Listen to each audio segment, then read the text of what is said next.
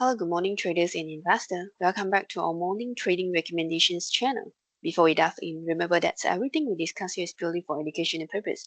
Make sure to do your own research or consult a financial expert before making any investment decision. Now let's starting off with the commodities market updates. Overnight, the soybean oil December futures month dropped 0.56 to close lower at 45.59. The Dalian active hour contracts dropped 38 points to 7716 at previous night sessions, which is on the last Friday evening. Malaysia Palmer futures closed lower on Friday due to the expectation of increased inventory in the June month, which exerted the downward pressure on price and interrupted 2 weeks of the consecutive gain for the contracts. The FCPO September month declined 20 points to close lower at 3915. In the latest price development, the farm price trade in the sideways consolidations, with the bear taking control over the last week sessions. Downward movement likely to extend for coming week in view of the recovery on palm oil productions. And technically, the price did not manage to break above the middle range of the upward channels, which we see at the resistance price, which is at the 3950 to 3955 here. Okay, here's the upward channels, but the middle range is not able to break. So next week, we might see the downside buyers.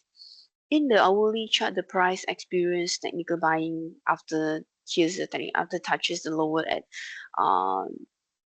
3860 range. However, the overall gains is limited lah, even though the price is going up on last week, but it turned to sell approaching the closing.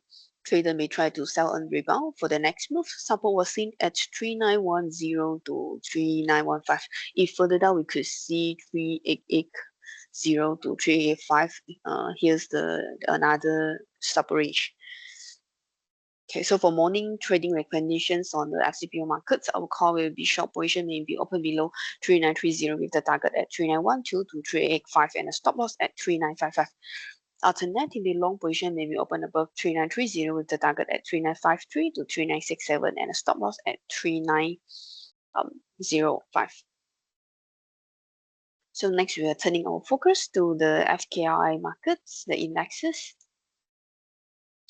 Right, on the last Friday, the overnight Dow Jones rose 247 points to 40Ks against, and Wall Street ended on a positive note on Friday as both S&P 500 and Dow Jones Industrial Average reached new intraday high. Investor optimism stemmed from the expectation that the U.S. Federal Reserve would reduce interest rate in September, although the major banks saw decline following a release of varied financial results. In Malaysia, the benchmark index FPMKL closed in the red on last Friday as investors took a pause to lock in recent gain, while the ringgit strengthened to its higher level in the 6 month. Okay, so for the futures contract, July month rose 6.5 points to close higher at 1625.5. In the chart-wise, the index traded in the sideways consolidations. Overall, here we see the market's quite sideways, but it seems like it's supported. But the highest price was keep resisting in the range of 1627 to 28, and we anticipate the sideways to continue for next move. We'll be trading in a very tight range, but expected slight upside buyers.